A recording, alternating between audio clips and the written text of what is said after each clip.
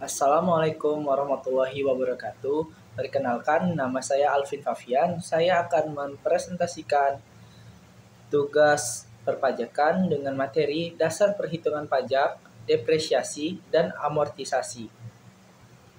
Baik, yang pertama, dasar pengertian pajak. Pengertiannya, seperangkat aturan dan konsep yang digunakan untuk menghitung jumlah pajak yang harus dibayar oleh individu atau entitas bisnis kepada pemerintah. Manfaat untuk mengelola keuangan pribadi dan bisnis dengan bijak, mematuhi hukum perpajakan, dan memaksimalkan manfaat perpajakan yang tersedia. Berikut rumus dasar perhitungan pajak.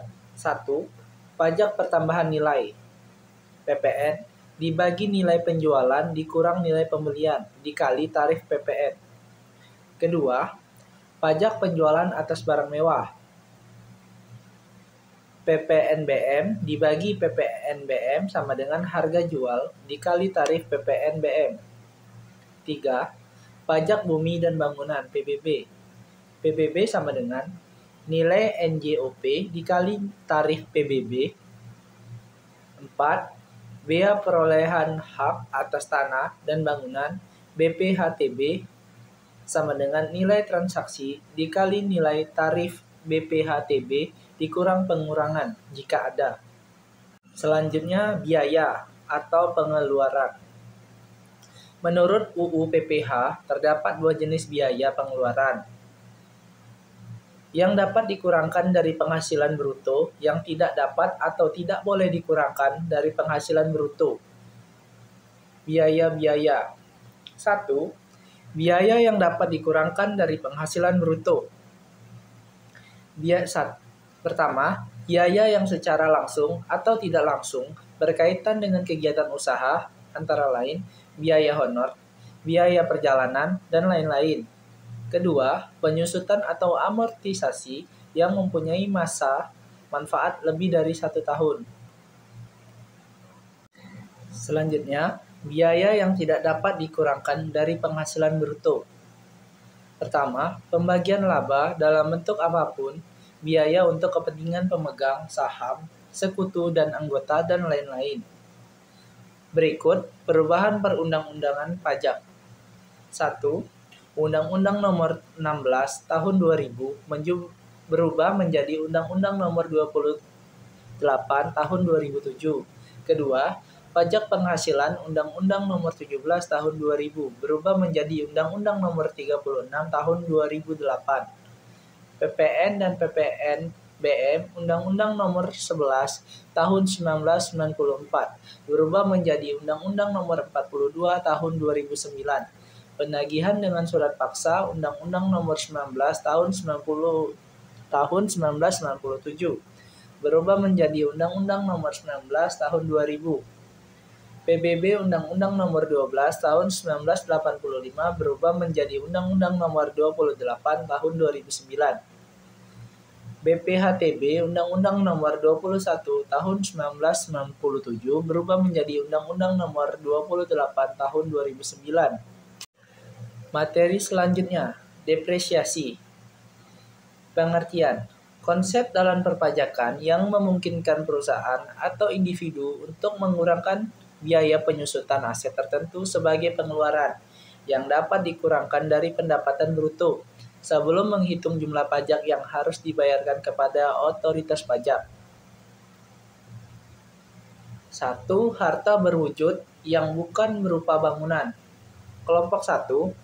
Kelompok harta berwujud bukan bangunan yang punya masa manfaat 4 tahun. Kelompok kedua, kelompok harta berwujud bukan bangunan yang punya masa manfaat 8 tahun.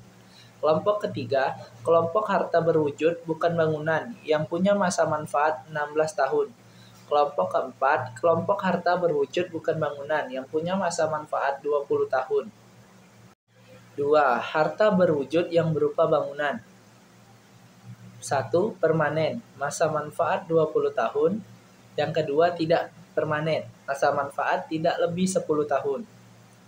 Waktu depresiasi dapat dimulai 1. Bulan dilakukannya pengeluaran. Kedua, untuk harta yang masih dalam pengerjaan, penyusutannya dimulai pada bulan pengerjaan harta tersebut selesai.